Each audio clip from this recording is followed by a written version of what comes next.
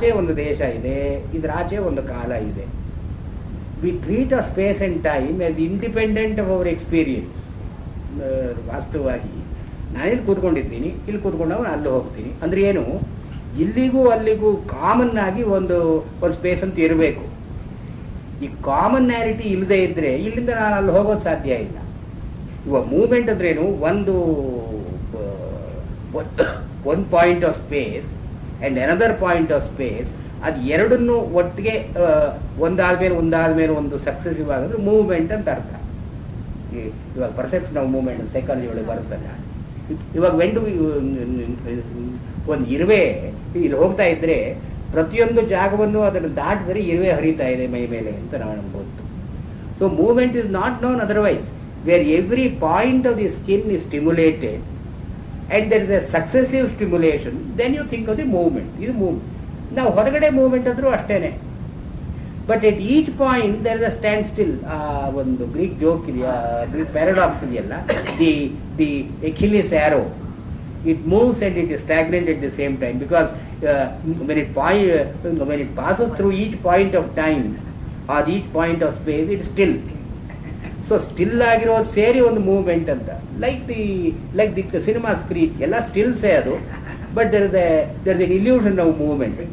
So ಇಲ್ಲಿ ಹೀಗೆ ದೇಶ ಕಾಲ ಎರಡೂ ಕೂಡ ನಮ್ಮ ಅಸಂಪ್ಷನ್, ನಾವು ಅಸ್ಯೂಮ್ ಮಾಡ್ಕೊಳ್ಬೇಕು. ಅಸ್ಯೂಮ್ ಮಾಡ್ಕೊಳ್ದೇ ಇದ್ರೆ ನಮ್ಮ ವ್ಯವಹಾರ ಸಾಧ್ಯ ಇಲ್ಲ.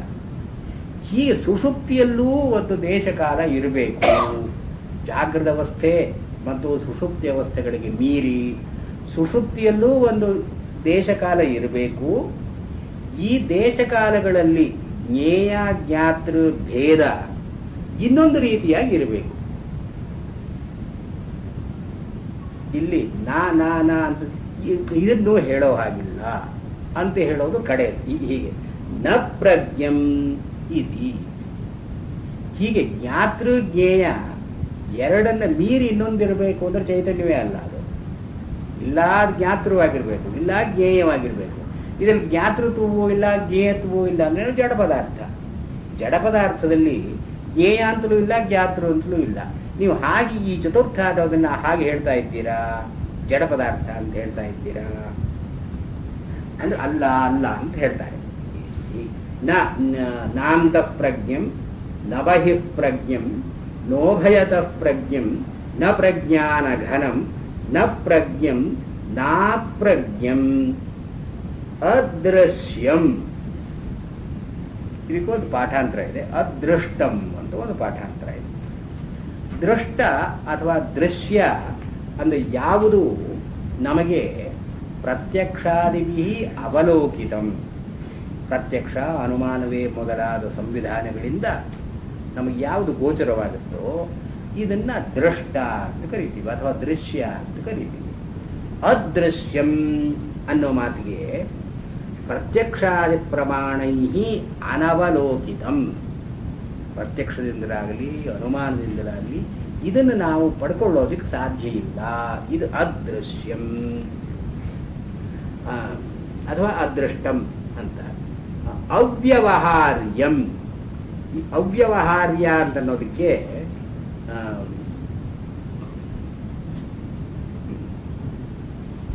ಅದೇವ ಅದೃಶ್ಯ. ಇಲ್ಲಿ ಇಷ್ಟೆಲ್ಲ ಹೇಳಿದ ಮೇಲೆ ನ ಪ್ರಜ್ಞಂ ನಾ ಪ್ರಜ್ಞಂ ಇಷ್ಟೆಲ್ಲ ಹೇಳಿದ ಮೇಲೆ ದೇರ್ ಫೋರ್ ತಸ್ಮಾತ್ ಅದೃಶ್ಯಂ ನಮ್ಮ ಅನುಭವಕ್ಕೆ ಬರತಕ್ಕದ್ದಲ್ಲ. ಇದು ಅದೃಶ್ಯ ಅಂತ ನಮ್ಮ ಮಾತಿಗೆ ಈ ಇಷ್ಟೆಲ್ಲ ಹೇಳಿದ ಮೇಲೆ ಇನ್ನೊಂದು ಬೇರೆ ಪ್ರಕರಣ. ಇಲ್ಲಿವರೆಗೆ ಒಂದು ವಾಕ್ಯದಲ್ಲಿ ಒಂದು ಘಟ್ಟ, ನಾಂತ ಪ್ರಜ್ಞಂ ನ ಬಹಿ ಪ್ರಜ್ಞಂ ನೋ ಭಯತ ಪ್ರಜ್ಞಂ ನ ಪ್ರಜ್ಞಾನ ಘನಂ ನ ಪ್ರಜ್ಞಂ ನಾ ಪ್ರಜ್ಞಂ, ಅಲ್ಲಿ ಒಂದು ಸೆಮಿಕೋಲನ್ ಆದಮೇಲೆ ಅದೃಶ್ಯಂ. ಇನ್ನೊಂದು ಒಂದು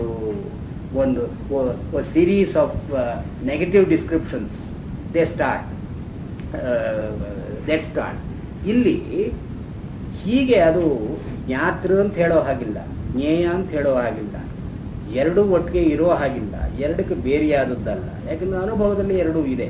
ಹೀಗೆಲ್ಲ ಹೇಳಿದ ಮೇಲೆ ಅದೃಶ್ಯಂ ಅಂತ ಹೇಳಬೇಕು. ನಮ್ಮ ಅನುಭವಕ್ಕೆ ಬೇರೆಯಾದದ್ದು. ನಮ್ಮ ಅನುಭವದಲ್ಲಿ ಬರ್ತಕ್ಕದ್ದಲ್ಲ. ನಮ್ಮ ಅನುಭವದಲ್ಲಿ ಪ್ರತ್ಯಕ್ಷ ಅನುಮಾನ ಇತ್ಯಾದಿಗಳನ್ನು ಹೇಳ್ತೀವಲ್ಲ, ಇದರಿಂದ ನಾವಿದನ್ನು ನೋಡೋದು ಸಾಧ್ಯ ಇಲ್ಲ. ಚತುರ್ಥ ಉಳಿದ ಮೂರು ಪ್ರತ್ಯಕ್ಷ ಗೋಚರ, ನಮ್ಮ ಅನುಭವಕ್ಕೆ ಬರ್ತಕ್ಕಂಥದ್ದು. ನಿದ್ರೆಯೂ ಕೂಡ ನಮ್ಮ ಇದು ಅನುಮಾನಕ್ಕೆ ಬರ್ತಕ್ಕಂಥದ್ದು. ನಾನು ಹಿಂದೆ ಎಚ್ಚರವಾಗಿದ್ದೆ, ಇಷ್ಟು ಹೊತ್ತು ಎಚ್ಚರವಾಗಿರಲಿಲ್ಲ, ಆದ್ದರಿಂದ ನಿದ್ರೆ ಮಾಡ್ತಾ ಇದ್ದೆ. ಪ್ರತ್ಯಕ್ಷ ಇಲ್ಲದೇ ಇದ್ರೂ ಕೂಡ, ನಿದ್ರೆ ಮಾಡ್ತಾ ಇದ್ದಾಗ ನಮಗೆ ಪ್ರತ್ಯಕ್ಷ ಅನುಭವ ಇಲ್ಲದೇ ಇದ್ರೂ ಕೂಡ ಎಚ್ಚೆತ್ತ ತಕ್ಷಣ ಅನುಮಾನದಿಂದ ನಿದ್ರೆ ಮಾಡ್ತಾ ಇದ್ದೆ. ಹೀಗೆ ಪ್ರತ್ಯಕ್ಷಾನುಮಾನಗಳಿಂದ ಈ ಮೂರು ಸ್ಥಾನಗಳು ನಿರ್ದೇಶನವಾಗುತ್ತೆ, ದೃಶ್ಯವಾಗುತ್ತೆ, ದೃಷ್ಟವಾಗುತ್ತೆ. ಆದ್ರಿಂದ ಇದು ಯಾವುದೂ ಅಲ್ಲ ಅಂತಾದ ಮೇಲೆ ಅದೃಷ್ಟಂ, ಇದು ಕಣ್ಣಿಗೆ ಕಾಣಿಸುವಂಥದ್ದಲ್ಲ, ಮನಸ್ಸಿಗೆ ಗೋಚರವಾಗತಕ್ಕಂಥದ್ದಲ್ಲ. ವಾಂಗ್ಮನಸಾತೀತಂ, ವಾಕ್ ಅಂದರೆ ಮಾತು, ಮನಸ್ಸು, ಪ್ರತ್ಯಕ್ಷರು, ಇದರಿಂದ ಎಲ್ಲ ಬೇರೆಯಾದದ್ದು. ಹೀಗೆ ಬೇರೆಯಾದದ್ದು ಅಂದ್ರೆ ನಮ್ಮ ಅನುಭವಕ್ಕೆ ಬರತಕ್ಕಂತಹದ್ದಲ್ಲ ಅಂತಾದ ಮೇಲೆ ಅವ್ಯವಹಾರ್ಯಂ, ವ್ಯವಹಾರ ಮಾಡೋದು ಸಾಧ್ಯ ಇಲ್ಲ. ವ್ಯವಹಾರ ಅಂದ್ರೇನು? ವಚನಾದಾನಾದಿ ವ್ಯವಹಾರ ಗಂಧರಹಿತಂ. ಯಾವುದನ್ನಾದರೂ ಒಂದು ಎತ್ಕೊಳ್ತೀವಿ, ಯಾವುದರನ್ನಾದರೂ ವಿಷಯವನ್ನು ಕುರಿತು ಮಾತನಾಡ್ತೀವಿ, ಇವೆಲ್ಲ ಕೆಲಸಗಳು. ಇದು ನಮ್ಮ ಕೆಲಸಕ್ಕೆ ಬರ್ತಕ್ಕಂಥದ್ದಲ್ಲ. ಅವ್ಯವಹಾರ್ಯಂ, ಹಾನ ಉಪಾದಾನ ವ್ಯವಹಾರ ಅಗೋಚರಂ. ಇಲ್ಲ, ನಮ್ಮ ಎಲ್ಲ ವ್ಯವಹಾರದಲ್ಲಿ ಕೂಡ ಟೂ ಫಂಡಮೆಂಟಲ್ ಇಂಗ್ರೀಡಿಯೆಂಟ್ಸ್, ನಾವು we accept something, we reject something. ಹಾನ ಉಪಾದಾನ. ಏನು ವ್ಯವಹಾರ ಮಾಡಿದ್ರೂ ಕೂಡ ನಾವು ಇಲ್ಲ we receive it or we reject it, ಎರಡೇ ಹಾನ ಉಪಾದಾನ. It occurs in multifarious varieties. ನಾವು ಏನೇನು ಮಾಡಿದ್ರು ಕೂಡ ಕಡೆಯಲ್ಲಿ ಡೆಸಿಡರಾಟಮ್ ಉಳಿಯೋಂಥದ್ದೇನು? ಹಾನ ಉಪಾದಾನ. ಹಾನ ಅಂದ್ರೆ ಬಿಡೋದು, ಉಪಾದಾನ ಅಂದ್ರೆ ತಗೊಳ್ಳೋದು. All that we do is either to avoid something or to get something. ಹಾನ ಉಪಾದಾನ. ಇದರಿಂದಲೇ ವ್ಯವಹಾರ ಅಂತ ಅನ್ನೋದು ನಿಶ್ಚಯ. ಇದು ಅದೃಷ್ಟ, ನಮ್ಮ ಕಣ್ಣಿಗೆ ಕಾಣದೇ ಇರತಕ್ಕಂಥದ್ದು, ನಮ್ಮ ಅನುಭವಕ್ಕೆ ಬರದೇ ಇರತಕ್ಕಂಥದ್ದು. ಅಂದರೆ ಇದನ್ನು ಹಿಡ್ಕೊಳ್ಳೋದೇನು ಬಿಡೋದೇನು, ಅದರಿಂದ ಅವ್ಯವಹಾರ್ಯಂ. ಅದೃಷ್ಟಂ ತಸ್ಮಾತ್ ಅವ್ಯವಹಾರ್ಯಂ. ಇದು ವ್ಯವಹಾರಕ್ಕೆ ಗೋಚರವಾಗತಕ್ಕದ್ದಲ್ಲ. ಶೂನ್ಯದ ಕಾನ್ಸೆಪ್ಟು ಇಲ್ಲಿ ಅವರು ನ ಪ್ರಜ್ಞಂ ಅಂತನ್ನುವಾಗ ಶೂನ್ಯ ಅಲ್ಲ ಅಂತ ಹೇಳಿಬಿಟ್ರು. ಅಂದರೆ ಮಾಧ್ಯಮಿಕರ ಶೂನ್ಯ ಇಷ್ಟಕ್ಕೆ ಮಾತ್ರ ಬರುತ್ತೆ. ಅದೃಶ್ಯಂ ಹಿಂದೆ ಏನೇನು ಹೇಳಿದ್ವು ಇವೆಲ್ಲ ಅವರು ಶೂನ್ಯಕ್ಕೆ ಸರಿಯಾದದ್ದು ಹೇಳುತ್ತೆ. ಅಂದರೆ ಶೂನ್ಯ ಅಂತನ್ನೋದು ಮಾಧ್ಯಮಿಕರಲ್ಲಿ, ವಿಜ್ಞಾನವಾದಿಗಳಲ್ಲಿ ಸ್ವಲ್ಪ ಬೇರೆಯಾಗಿದೆ. ಈ ಸೌತ್ರಾಂತಿಕರಾಗಲಿ ವಿಜ್ಞಾನವಾದಿಗಳಾಗಲಿ ಮಹಾಶೂನ್ಯ ಅಂತ ಒಂದು ಹೇಳ್ತಾರೆ. ಶೂನ್ಯ, ಶೂನ್ಯಾತಿ ಶೂನ್ಯ, ಮಹಾಶೂನ್ಯ ಅಂತ 3 ಗ್ರೇಡ್ಸ್ ಹೇಳ್ತಾರೆ. ಇವಾಗ ಶೂನ್ಯ ಅಂತಂದರೆ ಒಂದು ಅನುಭವ ನನಗಿದೆ, ಇನ್ನೊಂದು ಅನುಭವ ನನಗಿಲ್ಲ. ನಾನು ನೋಡ್ತಾ ಇದ್ದೀನಿ, ಈ ಕಡೆ ನೋಡ್ತಾ ಇದ್ದೀನಿ, ಇನ್ನೊಂದು ಕಡೆ ನೋಡ್ತಾ ಇಲ್ಲ. ಅಂದರೆ ಎಲ್ಲೆಲ್ಲಿ ವಸ್ತು ಇದೆಯೋ ಅಲ್ಲೇ ವಸ್ತುವಿನ ಜೊತೆಗೆ ವಸ್ತುವಿನ ಅಭಾವ ಅಂತ ಅನ್ನೋದು ಇದೆ. ಒಂದು ಇದೆ ಅಂದರೆ ಇನ್ನೊಂದು ಇಲ್ಲ ಅಂತ ನೀವು ಹೇಳಲೇಬೇಕು. Because all our experience is fragmented, all our experience is specific, and our attention is directed to a segment of the entire reality. That's not the whole reality. It is not the whole reality ಅಂತನ್ನೋ ಕಾರಣಕ್ಕಾಗಿ ಅದನ್ನು ಶೂನ್ಯ ಅಂತ ಕರೀತಾರೆ. ಶೂನ್ಯ ಅಂದರೆ the entirety of reality is absent in it. So ಒಂದೊಂದು ಅನುಭವದಲ್ಲೂ ಶೂನ್ಯ ಅಂತ ಇದೆ. ಇದು ವೀರಶೈವರ ಶೂನ್ಯ ಇಷ್ಟಕ್ಕೆ ಮಾತ್ರ ಸಿಗುತ್ತೆ. ಶೂನ್ಯ ಸಂಪಾದನೆ ಅಂತ ಕರೀತಾರಲ್ಲ ಅವರು, ಅದು ಶೂನ್ಯ ಸಂಪಾದನೆ ಇಷ್ಟಕ್ಕೆ ಮಾತ್ರ ಅವಳು. ವೀರಶೈವ ಸಿದ್ಧಾಂತದಲ್ಲಿ ಒಂದು ಸಮಷ್ಟಿಯಾದ ಅನುಭವ ವ್ಯಷ್ಟಿಯಲ್ಲಿ ಇಲ್ಲ. ಈ ಸಮಷ್ಟಿಯಾದ ಅನುಭವವನ್ನು ಪಡ್ಕೊಳ್ಬೇಕಾದ್ರೆ ಸಾಧನೆ ಮಾಡಬೇಕು. ಗುರು, ಲಿಂಗ, ಜಂಗಮ ಇತ್ಯಾದಿ ಸಾಧನೆ ಮಾಡಿದರೆ ಸಮಷ್ಟಿಯ ಅನುಭವ ಬರುತ್ತೆ. ಸಮಷ್ಟಿ ಅಂತ ಅನ್ನೋದು ಶೂನ್ಯ ಅಂದರೆ ರಿಯಲ್ ಶೂನ್ಯ. ಆದರೆ ಸಮಷ್ಟಿ ಇಲ್ಲದೆ ವ್ಯಷ್ಟಿ ಅನುಭವ ಅಂತ ಇಲ್ಲ.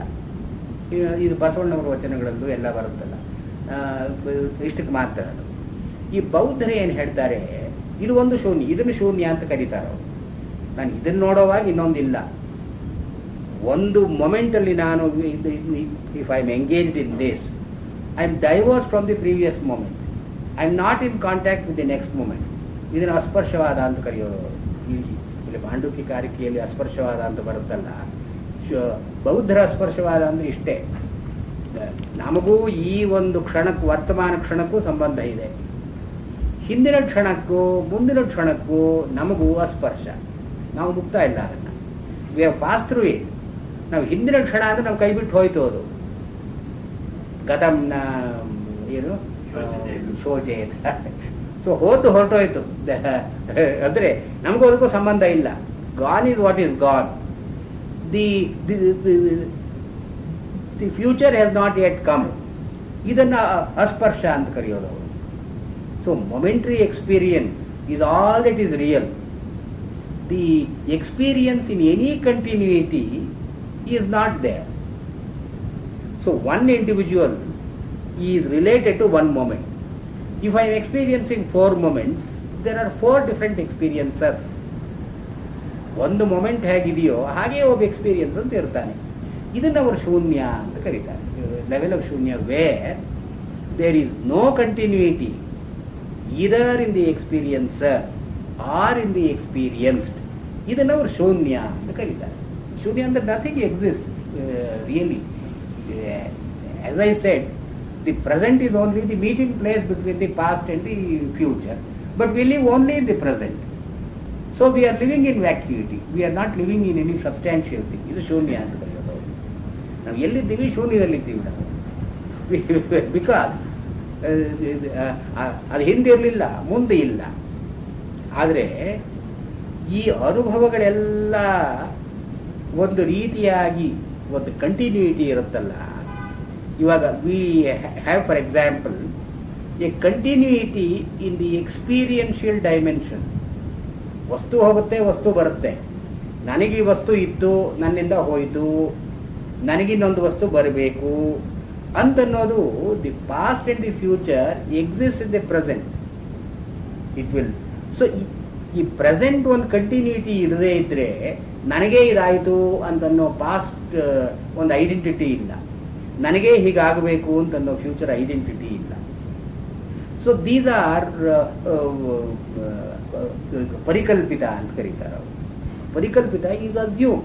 V assume a continuity in ourselves, not in the experienced fragments. ಒಂದು ಶೂನ್ಯ ಆಯ್ತಲ್ಲ, ಇದು ಶೂನ್ಯ. ಆದರೆ ಎಕ್ಸ್ಪೀರಿಯನ್ಸರ್ ಇರ್ತಲ್ಲ, ಇವನು without a valid foundation he will create an assumption of a continuity. ಇದನ್ನ ಶೂನ್ಯಾತಿ ಶೂನ್ಯ ಅಂತ ಕರೀತಾರೆ. ಆ ಶೂನ್ಯವನ್ನು ಮೀರಿದ ಒಂದು ಶೂನ್ಯ. ಇಲ್ಲಿ ಹೊರಗಡೆ ಏನೂ ಇಲ್ಲ, ಒಳಗಡೆ ಏನೂ ಇಲ್ಲ, ಇದ್ರೂ ಕೂಡ ಇವು ನಾನು ಅಂತ ಅನ್ನೋದೊಂದಿರುತ್ತೆ. ಈ ನಾನು ಅಂತನ್ನೋದು ಶೂನ್ಯಾದಿ ಶೂನ್ಯ. ನಾನು ಅಂತ ಅನ್ನೋದಕ್ಕೆ ಬೇಸಿಸ್ ಇಲ್ಲ. ನಾನು ಅಂದ್ರೆ ಯಾವುದು? ನಾನು ಅಂತಂದ್ರೆ ನಾನು ಅಂತ ಹೇಳೋ ಮಾತೋ, ಅಥವಾ ನಾನು ಅಂತ ಇರತಕ್ಕಂಥ ಮನಸ್ಸಿನ ಕಲ್ಪನೆಯೋ, ಅಥವಾ ಎರಡಕ್ಕೂ ಮೀರಿ ಇರತಕ್ಕಂಥ ನಾನು ಅಂತ ಒಂದು ಇದೆಯೋ, ಅದಿದ್ರೆ ಸ್ವಪ್ನದಲ್ಲೂ ಅದನ್ನು ಸುಷುಪ್ತಿಯಲ್ಲೂ ನಮ್ಗೆ ಗೊತ್ತಾಗಬೇಕದು. ನಾನಿದ್ರೆ ಮಾಡ್ತಾ ಇದ್ದೆ ಅಂತ ಇರಬೇಕು. ನಾನಿದ್ರೆ ಮಾಡ್ತಾ ಇದ್ದೆ ಅಂತ ಯಾರು ಅನುಭವದಲ್ಲಿ ಇಲ್ವ? ನಾನು ಅಂತ ಅನ್ನೋದು ಸುಷುಪ್ತಿಯಲ್ಲಿ ಇಲ್ಲವಲ್ಲ, ಜಾಗೃತನಲ್ಲಿ ಇದೆ. ಜಾಗೃತನಲ್ಲಿರೋ ನಾನು ಬೇರೆ, ಸ್ವಪ್ನದಲ್ಲಿರೋ ನಾನು ಬೇರೆ. ಈ ನಾನು ಅಂತ ಅನ್ನೋದರ ಡೈಮೆನ್ಷನ್ನೇ ಬೇರೆ, ಎಚ್ಚರದ ಡೈಮೆನ್ಷನ್ನೇ ಬೇರೆ. ಆದ್ರಿಂದ ಈ ನಾನು ಅಂತ ವಾಸ್ತವವಾಗಿ ಶೂನ್ಯ. It does not exist, but ವ್ಯವಹಾರದಲ್ಲಿ ಇದೆ. ಇದನ್ನು ಅವರು ಶೂನ್ಯ ಅತಿ ಶೂನ್ಯ ಅಂತ ಕರೀತಾರೆ. ಹೀಗೆ ಒಂದು ಶೂನ್ಯ ಒಳಗಡೆ ಇದೆ, ಇನ್ನೊಂದು ಶೂನ್ಯ ಹೊರಗಡೆ ಇದೆ. ಈ ಎರಡಕ್ಕೂ ಒಂದು ರಿಲೇಶನ್ಶಿಪ್ ಇದೆ ಅಂತ ನಾವು ಅಸ್ಯೂಮ್ ಮಾಡ್ಕೊಳ್ತಾ ಇದ್ದೀವಿ. ನಾನು ಇದನ್ನು ನೋಡ್ತಾ ಇದ್ದೀನಿ ಅಂತಂದ್ರೆ, ನಾನು ಅಂತ ನಾವು ಒಂದು ಶೂನ್ಯದ ಮೇಲೆ ನಿಂತು ನಾನು ಅಂತಿದೆ, ಇನ್ನೊಂದು ಶೂನ್ಯದ ಮೇಲೆ ಇದು ಅಂತಿದೆ. ಎರಡೂ ಒಂದು ಕರೆಸ್ಪಾಂಡೆನ್ಸ್ ಇದೆ. ಈ ಕರೆಸ್ಪಾಂಡೆನ್ಸ್ ತಾನೇ ಇಲ್ಲ ನಾನು ಅಂತ ಅನ್ನೋದ್ರ ಮೇಲೆ ಡಿಪೆಂಡ್ ಆಗಬೇಕು, ಇಲ್ಲ ಇದು ಅಂತ ಅನ್ನೋದ್ರ ಮೇಲೆ ಡಿಪೆಂಡ್ ಆಗಬೇಕು. ಇದೂ ಇಲ್ಲ, ನಾನು ಇಲ್ಲ, ನಾನು ಇದು ಎರಡೂ ಇದ್ದೀವಿ ಅಂತಂದ್ರೆ ಏನು? ಮಹಾಶೂನ್ಯ ಅಂತ ಕರೀತಾರೆ. The great void, the great vacuity. ಇಲ್ಲಿ ಆ ಒಂದು ಇಂಪೋರ್ಟ್ ಇಲ್ಲಿಲ್ಲ. ಇಲ್ಲಿ ಹೇಳೋದ್ರಲ್ಲಿ ಆ ಇಂಪೋರ್ಟ್ ಇಲ್ಲ. ಎಕ್ಸ್ಪೀರಿಯನ್ಷಿಯಲ್ ಲೆವೆಲ್ನಲ್ಲಿ the content of the experience is not real. The form the experience takes is not real, but the experiencer as such he continues. ಅದರಿಂದ ಇದು ಶೂನ್ಯ ಅಲ್ಲ ಅಂತ. ಶೂನ್ಯ ಅಲ್ಲ ಅಂತ ಅನ್ನೋದಕ್ಕಾಗಿ ಮುಂದೆ ಶಾಂತಂ ಶಿವಂ ಅದ್ವೈತಂ ಮುಂದೆ ಹೇಳ್ಕೊಂಡು ಬರ್ತಾರೆ. ಸೊ ಇದು ಬೌದ್ಧರ ಶೂನ್ಯವಾದಕ್ಕೆ. ಆದರೆ ಬೌದ್ಧರ ಶೂನ್ಯವಾದ ಕಾರಿಕೆಯಲ್ಲಿ ಬರುತ್ತೆ, ಉಪನಿಷತ್ತಿನಲ್ಲಿ ಅದಕ್ಕೆ ಗಮಕ ಇಲ್ಲ. ಹೀಗೆ ಅಲಕ್ಷಣಂ ಕರ್ಮೇಂದ್ರಿಯಗಳಿಂದ ಅಗ್ರಾಹ್ಯಂ, ಇದನ್ನು ನಾವು ಹಿಡ್ಕೊಳ್ಳೋದು ಸಾಧ್ಯ ಇಲ್ಲ, ಇದನ್ನು ಪಡ್ಕೊಳ್ಳೋದು ಸಾಧ್ಯ ಇಲ್ಲ, ಇದು ನನ್ನ ಹಿಡಿತಕ್ಕೆ ಸಿಕ್ಕಿದೆ ಅಂತನ್ನೋ ಹಾಗಿಲ್ಲ. ಕರ್ಮೇಂದ್ರಿಯಗಳಿಂದ ಇದರ ಬಗ್ಗೆ ಮಾತನಾಡಿ ಆಗಲಿ, ಇದನ್ನು ಹಿಡ್ಕೊಂಡಾಗಲಿ ಇದು ಸಾಧ್ಯ ಇಲ್ಲ. ಈ ಜಾಗೃತಿನಲ್ಲಿ ನಾವು ಹೇಗೆ ನಾನು ಅಂತ ಅನ್ನೋದನ್ನು ಹಿಡ್ಕೊಳ್ತೀವೋ, ಸ್ವಪ್ನದಲ್ಲಿ ಹೇಗೆ ವಿಷಯಗಳನ್ನು ಹಿಡ್ಕೊಳ್ತೀವೋ, ಈ ಇದು ಸುಷುಪ್ತಿಯಲ್ಲಿ ಪರಾಮರ್ಶೆಯಿಂದ ಹೇಗೆ ಹಿಡ್ಕೊಳ್ತೀವೋ, ಈ ನಾಲ್ಕನೇದರಲ್ಲಿ ಇದು ಸಾಧ್ಯ ಇಲ್ಲ. ಅಗ್ರಾಹ್ಯಂ, ಅಲ್ಲಿ ಗ್ರಹಣ ಗ್ರಾಸ್ಪಬಿಲಿಟಿ ಅಂತಿಲ್ಲ. ಯಾಕೆ? ಅಲಕ್ಷಣಂ ಲಕ್ಷ್ಯತೆ ಅನೇನ ಇತಿ ಲಕ್ಷಣಂ. ಯಾವುದರಿಂದ ನಾವು ಇದು ಅಂತ ಹೇಳ್ತೀವೋ, ಲಕ್ಷ್ಯತೆ ಅನೇನ ಅಂದ್ರೆ ಏನು? ಒಂದು ಸಾಸ್ನಾದಿಮತ್ವ, ಒಂದು ಗಂಗೆಲುಗಲು ಅಂತಿದೆ, ಆದ್ದರಿಂದ ಇದು ಹಸು. ಇನ್ನೊಂದೇನೋ ಲಕ್ಷಣವನ್ನು ಹೇಳಿ ಇದು ಕುದುರೆ, ಇನ್ನೊಂದು ಲಕ್ಷಣ ಹೇಳಿ ಇದು, ಹೀಗೆ ಲಕ್ಷಣಗಳನ್ನು ಹೇಳಿ ವಸ್ತುವನ್ನು ನಿರ್ದೇಶನ ಮಾಡ್ತೀವಲ್ಲ ನಾವು, ಇದು ಲಕ್ಷ್ಯತೆ ಅನೇನ ಇತಿ ಲಕ್ಷಣ. ಈ ಜಾಗೃತ ಅವಸ್ಥೆಗೆ ಹೇಳ್ತೀವಿ ನಾವು. ಎಲ್ಲಿ ಇಂದ್ರಿಯಗಳ ವ್ಯಾಪಾರ ಇದೆಯೋ ಅದು ಜಾಗೃತ ಅವಸ್ಥೆ, ಎಲ್ಲಿ ಮನಸ್ಸಿನ ವ್ಯಾಪಾರ ಮಾತ್ರ ಇದೆಯೋ ಅದು ಸ್ವಪ್ನ, ಎಲ್ಲಿ ಇಂದ್ರಿಯಗಳಾಗಲಿ ಮನಸ್ಸಾಗಲಿ ವ್ಯಾಪೃತವಾಗಿಲ್ಲವೋ ಅದು ಸುಷುಪ್ತಿ. ಹೀಗೆ ಲಕ್ಷಣವನ್ನು ಹೇಳ್ತೀವಿ. ಈ ನಾಲ್ಕನೇದಕ್ಕೆ ಏನು ಲಕ್ಷಣ ಹೇಳ್ತೀರಿ ನೀವು? ಇವಾಗ ಇರೋ ಆಲ್ಟರ್ನೇಟಿವ್ಸ್ ಎಲ್ಲ ಎಕ್ಸಾಸ್ಟ್ ಮಾಡಿಬಿಟ್ಟಿದ್ದೀರಿ ಇದಷ್ಟು ದೂರದಲ್ಲಿ. ಈ ನಾಲ್ಕನೇದಕ್ಕೆ ಏನು ಹೇಳಿ? ಅದರಿಂದ ಅಲಕ್ಷಣಂ. ಇದಕ್ಕೆ ಲಕ್ಷಣವನ್ನು ಹೇಳೋದು ಸಾಧ್ಯ ಇಲ್ಲ. ಅದಕ್ಕೊಂದು ಲಿಂಗ ಅಂತಿಲ್ಲ. ಲಿಂಗ ಅಂದರೆ sign by means of which it can be known. ಇದು ಆದ್ದರಿಂದ ಅನನುಮೇಯಂ, ಯಾವುದಾದ್ರೂ ಒಂದು ಚಿಹ್ನೆ ಇದ್ರೆ ಓ ಅದು ಇದೆ ಅಂತ ಅನುಮಾನದಿಂದಲಾದ್ರೂ ಹೇಳ್ಬಹುದು. ಪ್ರತ್ಯಕ್ಷಕ್ಕಾಗಿ ಅದು ಪ್ರತ್ಯಕ್ಷಕ್ಕೆ ಸಿಗದೇ ಇದ್ರೂ ಕೂಡ ಒಂದು ಚಿಹ್ನೆ ಇದ್ರೆ ಇದು ಮಳೆ ಮುಂದೆ ಬರೋ ಒಂದು ಮಳೆ ಬರುತ್ತೆ ಅಂತ ನಾವು ಇವಾಗ ನೋಡೋದೇ ಹಾಗೆ, ಒಂದು ಮೋಡ ಕಪ್ಪು ಮೋಡ ಇದ್ರೆ ಮಳೆ ಬರುತ್ತೆ. ಹೀಗೆ ಈ ಚತುರ್ಥವಾದದ್ದಕ್ಕೆ ಅನುಮಾನವೂ ಸಾಧ್ಯ ಇಲ್ಲ. ಅತಏವ ಅಚಿಂತ್ಯಂ, ಅಚಿಂತ್ಯ ಯಾವುದು ಅಂತಃಕರಣ ವೃತ್ತಿಗಳಿಗೆ ವಿಷಯವಾಗುತ್ತೋ ಅದು ಚಿಂತ್ಯ. We think about it, we can think about it. Think about ಅಂದ್ರೆ ಏನು? ಮನಸ್ಸು ಒಂದು ವೃತ್ತಿಯಾಗಿ ಅದರ ಕಡೆ ಹೋಗಬೇಕು. ಆವಾಗ ಅಂತಃಕರಣ ವೃತ್ತಿಗೆ ಗೋಚರವಾದರೆ ಚಿಂತ್ಯ ಅಂತ ಕರೀತೀವಿ. We can think about it. You can't see it, but at least you can think about it. When it becomes a field for the mental process to deal with. ಆದ್ದರಿಂದ ಇದು ಅಚಿಂತ್ಯ ಅಂದರೆ ಮನಸ್ಸಿಗೆ ಗೋಚರವಾಗತಕ್ಕದ್ದಲ್ಲ. ಅಂತಃಕರಣ ವೃತ್ತಿ ಅವಿಷಯಭೂತಂ. ಅಂತಃಕರಣ ವೃತ್ತಿ ಯಾವುದಕ್ಕೂ ಕೂಡ ಇದು ವಿಷಯವಾಗತಕ್ಕದ್ದಲ್ಲ. ಅಚಿಂತ್ಯಂ ಅತಯೇವ ಅವ್ಯಪದೇಶ್ಯಂ. ಯಾವುದಾದರೂ ಒಂದು ವಿಷಯವಾಗಿ ಮನಸ್ಸಿನ ವಿಷಯವಾದರೂ ಕೂಡ ಇದು ಬಹಳ ಚೆನ್ನಾಗಿದೆ ಅಂತಂದರೆ ಇದು ಚೆನ್ನಾಗಿರೋದು ವಸ್ತುವಿಗೆ ಸೇರಿದ್ದಲ್ಲ. ನಾನು ಚೆನ್ನಾಗಿದೆ ಅಂತಂದಿದ್ದು ಬೇರೆಯವರು ಚೆನ್ನಾಗಿಲ್ಲ ಅಂತ ಅನ್ಬಹುದು. ಆದರೆ ಈ ಚೆನ್ನಾಗಿದೆ ಅಂತ ಅನ್ನೋದೇನು? ಮನಸ್ಸಿನ ವ್ಯಾಪಾರ. ನನ್ನ ಮನಸ್ಸಿಗೆ ಇದು ಚೆನ್ನಾಗಿ ಕಾಣುತ್ತೆ, ನನ್ನ ಮನಸ್ಸಿಗೆ ಇದನ್ನು ನೋಡಿದ್ರೆ ಸುಖವಾಗುತ್ತೆ, ಆದ್ದರಿಂದ ಇದು ಚೆನ್ನಾಗಿದೆ ಅಂದ್ರೆ ಏನು? ಅಂತಃಕರಣ ವೃತ್ತಿಗೆ ವಿಷಯವಾಯಿತು. ಹೀಗೆ ಅಂತಃಕರಣ ವೃತ್ತಿಗೆ ವಿಷಯವಾದದ್ದನ್ನು ನಾವು ಹೊರಗಡೆ ಇದು ವಸ್ತು ಅಂತ ಹೇಳೋ ಹಾಗೇನೆ ಇದು ಚೆನ್ನಾಗಿದೆ.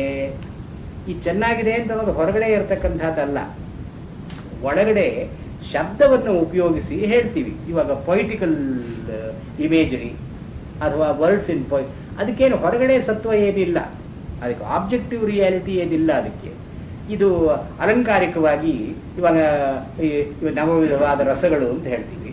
ಭಕ್ತಿ, ಈ ಭಕ್ತಿ ಅಂತ ಅನ್ನೋದು ಏನು? You can show it physically or materially. ಇವೆಲ್ಲ ವ್ಯಪದೇಶ್ಯ ಅಂತ ಕರೀತಾರೆ. ಶಬ್ದಗಳಿಂದ ಹೇಳಬಹುದು ನಾವು. ಇದಿದು ಇದಿದು ಇದಿದು. ಶಬ್ದಗಳನ್ನು ಬಳಸಬೇಕಾದ್ರೆ ಶಬ್ದಕ್ಕೊಂದು ಅರ್ಥ ಅಂತ ಇರುತ್ತೆ, ಶಬ್ದಕ್ಕೊಂದು ಶಕ್ತಿ ಅಂತ ಇರುತ್ತೆ. ಅರ್ಥವನ್ನ ವ್ಯಂಜನ ಮಾಡತಕ್ಕಂಥ ಶಕ್ತಿ ಪದಕ್ಕೆ ಇರುತ್ತೆ. A word has a power to connote a meaning. So you can use a word which will connote a meaning to the man who can talk about it. ಇವಾಗ ಮೆಟಫರ್ಸ್ ಅಂತ ಹೇಳ್ತಾರೆ, ಅದನ್ನು ತಿಳಿದವನಿಗೆ ಇದು ಗೊತ್ತಾಗುತ್ತೆ ತಕ್ಷಣ, ಬೇರೆಯವನಿಗೆ ಗೊತ್ತಾಗದೆ ಇದ್ರೆ ಚಿಂತೆ ಇಲ್ಲ. ಅಂದ್ರೆ ವ್ಯವಹಾರಕ್ಕೆ ಶಬ್ದವನ್ನು ಬಳಸೋದು ವ್ಯಪದೇಶ್ಯ ಅಂತ ಕರೀತಾರೆ.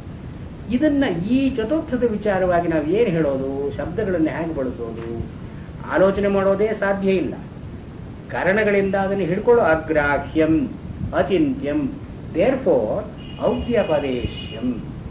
ಶಬ್ದಗಳಿಂದ ಇದನ್ನು ಹಿಡಿಯೋದಕ್ಕಾಗಲ್ಲ. ಅಂದ್ರೆ ಏನು, ವಾಂಗ್ಮನಸ ಅಗೋಚರ ಯಥೋ ವಾಚೋ ನಿವರ್ತಂತೆ ಅಪ್ರಾಪ್ಯ ಮನಸಾ ಸಹ. ಇದನ್ನು ಹೇಳಬೇಕಾದ್ರೆ ಯಾವ ಶಬ್ದವನ್ನು ನಾವು ಬಳಸುವ ಹಾಗಿಲ್ಲ, ಮನಸ್ಸಿನಿಂದ ಇದನ್ನು ಕಲ್ಪನೆ ಮಾಡಿಕೊಳ್ಳೋದು ಆಗೋಲ್ಲ. ಇಷ್ಟು ಹೇಳಿದ ಮೇಲೆ ಎರಡನೇ ಪ್ರಕರಣ ಒಂದು ಮುಗೀತು ವಾಕ್ಯದಲ್ಲಿ. ಹೀಗೆ ನೆಗೇಷನ್ಸ್ ಎಲ್ಲ ಹೇಳಿ ಇದು ತೀರಾ ನಮ್ಮ ಸಾಮಾನ್ಯ ಕಲ್ಪನೆಗಳಿಗೆ ಮೀರಿದ್ದು, ಸಾಮಾನ್ಯ ವ್ಯವಹಾರಕ್ಕೆ ಮೀರಿದ್ದು. ಅಂದರೆ ಇದು ಇದೆ ಅಂತ ಅನ್ನೋದನ್ನ ಹೇಗೆ ಹೇಳ್ತೀರಿ ನೀವು? ಇಷ್ಟೆಲ್ಲ ಹೇಳಿದ್ರಲ್ಲ, ಇಷ್ಟೆಲ್ಲ ಹೇಳಿದ್ರಲ್ಲಿ ಭಾಸವಾಗೋದೇನು, ಇಂಥ ವಸ್ತು ಇರೋದು ಹೇಗೆ ಸಾಧ್ಯ? ಯಾವುದಾದ್ರೂ ವಸ್ತು ಇದ್ದರೆ ಅದು ನಮ್ಮ ಕರಣಗಳಿಗೆ ಸಿಗಬೇಕು, ಮನಸ್ಸಿನ ಯೋಚನೆಗಾದರೂ ಸಿಗಬೇಕು, ಶಬ್ದ ವ್ಯಾಪಾರಕ್ಕಾದರೂ ಸಿಗಬೇಕು. ಹೀಗೆ ಅಗ್ರಾಹ್ಯಂ ಅಲಕ್ಷಣಂ ಅವ್ಯಪದೇಶ್ಯಂ ಅಚಿಂತ್ಯಂ ಅಂತೆಲ್ಲ ಹೇಳಿದ ಮೇಲೆ ಇದು ಸತ್ತಾ ಅಂತನ್ನೋದು ಹೇಗೆ ಗೊತ್ತು ನಮಗೆ? ಸತ್ತಾ ಅಂದರೆ ಇರತಕ್ಕದ್ದು ವಸ್ತು ಅಂತ ಹೇಗೆ ಗೊತ್ತು ಅನ್ನೋದಕ್ಕೆ ಮುಂದಿನ ಒಂದು ಸೆಕ್ಷನ್ನಲ್ಲಿ ಏಕಾತ್ಮ ಪ್ರತ್ಯಯ ಸಾರಂ, ಈ ಇಂಡಿವಿಜುವಲ್ ಐಡೆಂಟಿಟಿ ಅಂತ ಇರುತ್ತಲ್ಲ, ಇದನ್ನ ಮುಖ್ಯವಾಗಿ ಇಟ್ಟುಕೊಂಡವರು ಏಕಾತ್ಮ ಪ್ರತ್ಯಯ ಸಾರಂ. ಅದಕ್ಕೊಂದು ಕೇಳ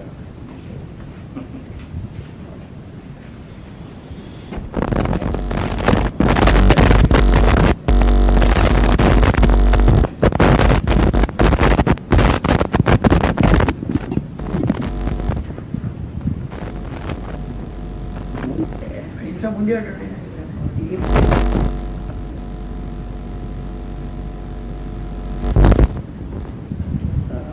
ಅವ್ಯಪದೇಶ್ಯಂ ಏಕಾತ್ಮ ಪ್ರತ್ಯಯ ಸಾರಂ ಪ್ರಪಂಚೋಪಶಮಂ ಶಾಂತಂ ಶಿವಮದ್ವೈತಂ ಚತುರ್ಥಂ ಮನ್ಯಂತೆ ಸ ಆತ್ಮ ಸ ವಿಜ್ಞೇಯ ಅಂತ ಮುಂದಿನ ಭಾಗ, ಆ ವಾಕ್ಯದಲ್ಲಿ ಮುಂದಿನ ಭಾಗ. ಇಲ್ಲಿ ಏಕಾತ್ಮ ಪ್ರತ್ಯಯ ಸಾರಂ ಅಂತನ್ನೋದು, ಇದಕ್ಕೆ ಆಚಾರ್ಯರದ್ದು ಅಂತನ್ನೋ ಭಾಷ್ಯದಲ್ಲಿ ಏಕಾತ್ಮ ಪ್ರತ್ಯಯ ಸಾರಂ ಏಕಃ ಜಾಗ್ರದಾದಿಸ್ಥಾನೇಷು ಏಕ ಏವ ಆತ್ಮ ಅವ್ಯಭಿಚಾರಿ ಇತಿ ಯಹ ಪ್ರತ್ಯಯಃ ತೇನ ಅನುಸರಣೀಯಂ. ಏಕ ಆಗಿದೆಯೋ ಅವರು ಏಕಾತ್ಮ ಪ್ರತ್ಯಯ.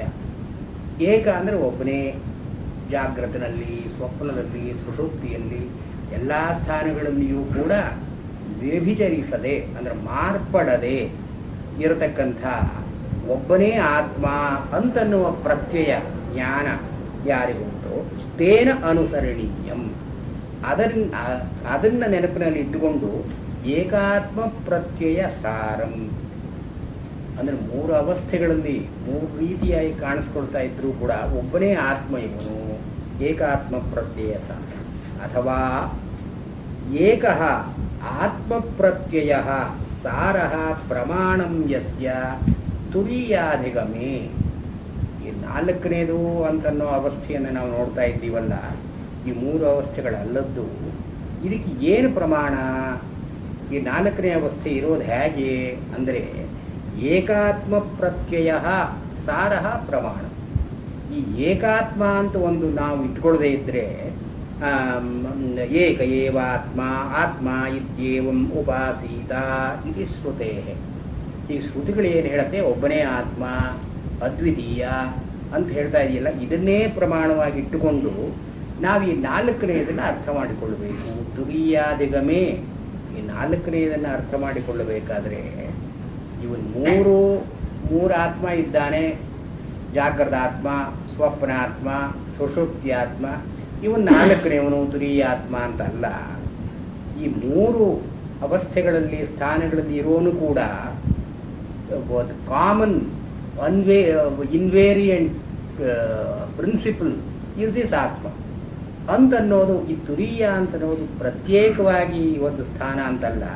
ಈ ಮೂರು ಸ್ಥಾನದಲ್ಲೂ ಯಾವನು ಅವ್ಯಭಿಚಾರಿಯಾಗಿದ್ದಾನೋ, ಅಂದರೆ ಏಕಪ್ರಕಾರವಾಗಿದ್ದಾನೋ ಇವನು ಅನ್ನತಕ್ಕಂಥದ್ದು ಏಕಾತ್ಮ ಪ್ರತ್ಯಯ ಸಾರಂ.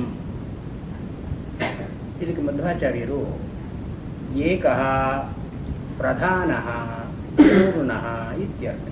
ಏಕ ಅಂತನ್ನೋ ಮಾತಿಗೆ ಪ್ರಧಾನವಾಗಿರ್ತಕ್ಕವನು ಇವನೊಬ್ಬನೇ.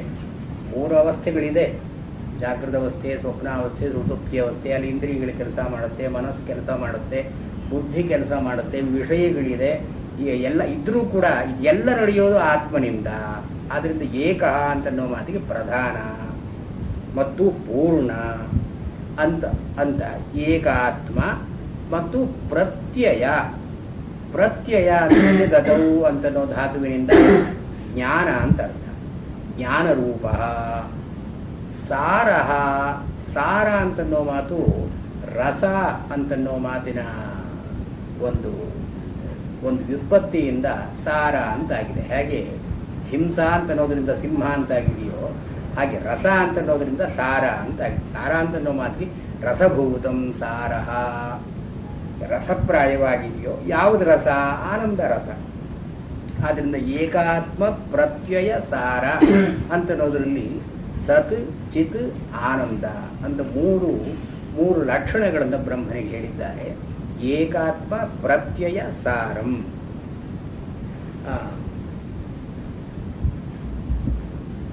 ಈ ಮೂರು ಉಪಾಧಿಗಳಲ್ಲಿ ಅದನ್ನ ಮಧ್ವಾಚಾರ್ಯರು ಹೇಳ್ತಾರೆ. ಈ ಶಂಕರರೂಪ ಅನ್ನೋ ಭಾಷ್ಯದಲ್ಲೂ ಇದೆ ಮತ್ತು ರಂಗರಾಮಾನುಜರ ಟೀಕೆಯಲ್ಲೂ ಇದೆ.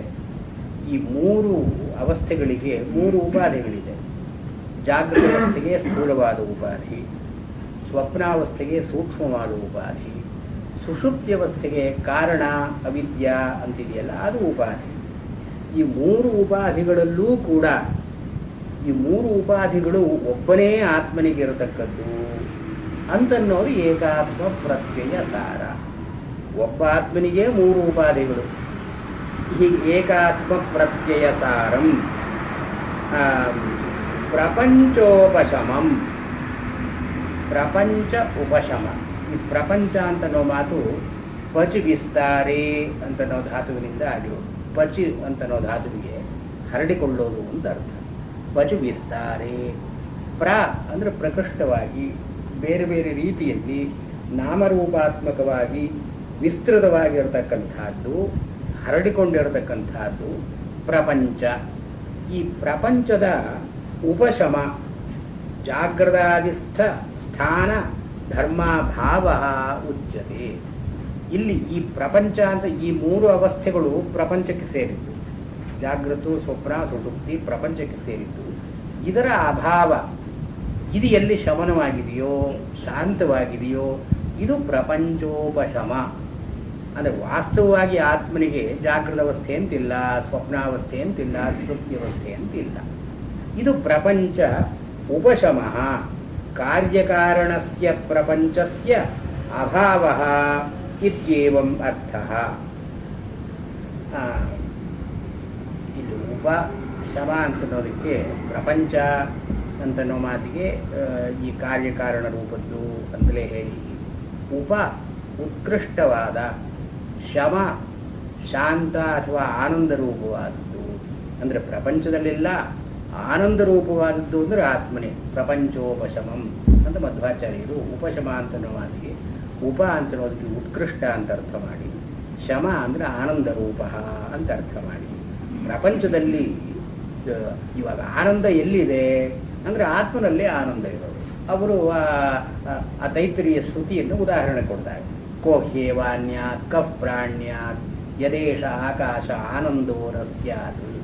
ಇವಾಗ ಹೃದಯಾಕಾಶದಲ್ಲಿ ಆನಂದ ಅಂತ ಒಂದು ಇರದೇ ಇದ್ರೆ ಯಾರು ಉಸಿರಾಡ್ತಾರೆ, ಯಾರು ಬದುಕ್ತಾರೆ, ಕೋಕೇವಾನ್ಯ ಕಪ್ರಾಣ್ಯ ಅಂತ ಅನ್ನೋದನ್ನು ಉದಾಹರಿಸಿ ಪ್ರಪಂಚೋಪಶಮ, ಪ್ರಪಂಚದಲ್ಲಿ ವಾಸ್ತವವಾಗಿ ಆನಂದ ರೂಪವಾಗಿರತಕ್ಕದ್ದು ಅಂದರೆ ಆತ್ಮನೇ, ಈ ತುರಿಯಾವಸ್ಥೆಯಲ್ಲಿರತಕ್ಕಂಥ ಆತ್ಮನೇ. ಪ್ರಪಂಚೋಪಶಮಂ ಶಾಂತಂ, ಶಾಂತಂ ಅನ್ನೋದಕ್ಕೆ ಅವಿಕ್ರಿಯಂ, ಅವಿಕಾರಿ, ಒಂದು ವಿಕಾರವನ್ನು ತಳೆಯದೇ ಇರತಕ್ಕಂಥವನು. ಹೀಗಿರೋದ್ರಿಂದ ಕ್ರಿಯಾಕಾರಕ ಫಲಶೂನ್ಯಂ ಇತ್ಯರ್ಥ. ಶಾಂತ ಅಂತನ್ನೋ ಮಾತಿಗೆ ಎಲ್ಲಿ ಒಂದು ಕೆಲಸ ಅಂತ ನಡೆದು ಕೆಲಸ ಮಾಡೋನು ಅಂತ ಒಬ್ಬ ಇದ್ದು ಕೆಲಸಕ್ಕೆ ಒಂದು ಫಲ ಅಂತಿರುತ್ತೆ, ಇಲ್ಲಿ ಎಲ್ಲ ಶಾಂತಿ ಅಂತಿಲ್ಲ. ಕ್ರಿಯಾಕಾರಕ ಫಲಶೂನ್ಯಂ ಶಾಂತ. ಎಲ್ಲಿ ಮಾಡಬೇಕಾದದ್ದು ಅಂತಿಲ್ಲ, ಮಾಡೋನು ಇಲ್ಲ, ಮಾಡೋದಕ್ಕೆ ಒಂದು ಫಲ ಇಲ್ಲ. ಇದು ಶಾಂತಂ ಅಂತನ್ನೋ ಮಾತಿಗೆ. ಮತ್ತು ಊರ್ಮಿ ಷಟ್ಕ ರಹಿತಂ. ಈ ಪ್ರಪಂಚದಲ್ಲಿ ಅಶಾಂತಿಗೆ ಕಾರಣವಾಗಿ 6 ಊರ್ಮಿಗಳು ಅಂತ ಹೇಳ್ತಾರೆ. ಊರ್ಮಿ ಅಂತಂದರೆ ವೇವ್ಸ್, ಸ್ಟ್ರೀಮ್ಸ್. ನಾವು ಈ 6 ಈ ಪ್ರವಾಹಗಳಲ್ಲಿ ಸೇರ್ಕೊಂಡಿರೋದ್ರಿಂದ ನಮಗೆ ಶಾಂತಿ ಅಂತಿಲ್ಲ. ಅದು ಶಾಂತ. ಅಲ್ಲಿ ಈ ಊರ್ಮಿ ಷಟ್ಕ ರಹಿತ. ಷಟ್ಕ ಅಂದರೆ 6. ಊರ್ಮಿ ಅಂದರೆ ತೆರೆ ಬರುತ್ತಲ್ಲ, ಈಗ ಪ್ರವಾಹ ಬರುತ್ತಲ್ಲ, ನೆರೆ ಅಂತಾರೆ. ಇದು ಇಲ್ಲದೆ ಇರೋ ಯಾವುದು? 6 ಅಶನಾಯ ಪಿಪಾಸೆ, ಹಸಿವು, ನೀರಡಿಕೆ ಅಂತನ್ನೋದು. ಮತ್ತೆ ಶೋಕ ಮೋಹ ರಾಗ ದ್ವೇಷ, ಇದು ಊರ್ಮಿ ಷಟ್ಕಂ. ಶೋಕ ದುಃಖ, ಯಾವುದಾದ್ರೂ ಅನಿಷ್ಟವಾದದ್ದು ಪ್ರಾಪ್ತವಾದರೆ, ಇಷ್ಟವಾದದ್ದು ವಿಯೋಗವಾದರೆ ಶೋಕ ಅಂತ ಒಂದು ಬರುತ್ತೆ. ಮತ್ತು ಕಿಂ ಕರ್ತವ್ಯತಾ ವೈಮೂಢ್ಯಂ, ಏನು ಮಾಡಬೇಕು ಅಂತ ಗೊತ್ತಿರದೆ ನಾವು ಯಾವುದನ್ನು ಮಾಡಿದ್ರೆ ಸರಿ, ಯಾವುದನ್ನು ಮಾಡಿದ್ರೆ ತಪ್ಪು ಅಂತ ನಾವು ತಿಳುವಳಿಕೆ ಇಲ್ಲದೆ ಇದ್ದರೆ ಮೋಹ ಅಂತ ಕರೀತಾರೆ. ಮತ್ತು ಯಾವುದಿಂಥದ್ದು ಬೇಕು ಅಂತ ನಾವು ಬಯಕೆ ರಾಗ, ಇಂಥದ್ದು ಬೇಡ ಅಂತ ಅನ್ನೋದು ದ್ವೇಷ. ಇದು ಊರ್ಮಿ ಷಟ್ಕ ಅಂತ ಕರೀತಾರೆ. ಈ 6 ಊರ್ಮಿಗಳು, ಈ 6 ಊರ್ಮಿಗಳು ಎಲ್ಲೆಲ್ಲಿ ಕೆಲಸ ಮಾಡುತ್ತೋ ಇಲ್ಲಿ ಎಲ್ಲ ಅಶಾಂತಿ ಅಂತ ಅನ್ನೋದು ಕಟ್ಟಿಟ್ಟದ್ದು.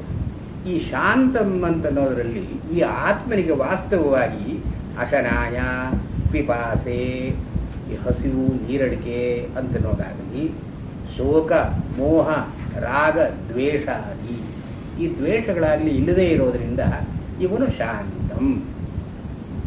ಆಮೇಲೆ ಶಿವಂ, ದ್ವೇಷದಲ್ಲಿ ಸೇರ್ಕೊಳ್ಳೋದು. ಆ ರಾಗದಿಂದ, ರಾಗಕ್ಕೆ ಪ್ರತಿದ್ವಂದ್ವಿಯಾಗಿ ದ್ವೇಷ. ಮೋಹ ಅಂತ ಅನ್ನೋದು ಪ್ರತ್ಯೇಕವಾಗಿ.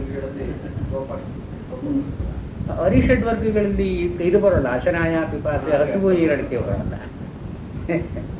ಅಲ್ಲಿ ಅರಿಷಡ್ ವರ್ಗಗಳು ರಾಗ ದ್ವೇಷ ಕಾಮ ಮೋಹ ಲೋಭ ಮದ ಮಾತ್ಸರ್ಯ ಇದೆಲ್ಲ ಒಂದೇ ಒಂದು ಚಿತ್ತವೃತ್ತಿಯ ವಿಕಾರಗಳು. They are all the negative attitude, ಅದರದ್ದೇ ವಿಕಾರಗಳದು. ಇಲ್ಲಿ this comprehends the entire gamut of human existence, physical emotional and mental ಎಲ್ಲ ಸೇರಿ ಹೇಳ್ತಾ ಇದ್ದಾರೆ. ಇದನ್ನು ಊರ್ಮಿ ಷಟ್ಕ ಅಂತ ಮಹಾಭಾರತದಲ್ಲಿ ತುಂಬ ಪ್ರಾಮಿನೆಂಟ್ ಆಗಿ ಬರುತ್ತೆ. ಉಪನಿಷತ್ತುಗಳಲ್ಲಿ ಬರೋಲ್ಲ ಇದು. ವ್ಯಾಖ್ಯಾನಕಾರರು they have taken the idea from Mahabharata. ಇದು ಶಾಂತ ಅಂತ ನಾವು ಮಾತನ್ನು ಹೇಳಬೇಕಾದ್ರೆ. ಮತ್ತು ಶಿವಂ ಮಂಗಳ ರೂಪಂ, ಕಲ್ಯಾಣ ರೂಪವಾದದ್ದು. ಅಂದರೆ ಶಿವ ಅಂದರೆ ಮಂಗಳ ಅಂತ ನಮ್ಮ ಮಾತಿಗಂತ. ಮಧ್ವಾಚಾರ್ಯರು ಶಿವ ಅಂತಂದರೆ ನಿರ್ದುಃಖ ಸುಖಂ, ದುಃಖದ ಲೇಷ ಸಂಪರ್ಕವೂ ಇಲ್ಲದೇ ಇರತಕ್ಕಂಥ ಸುಖ.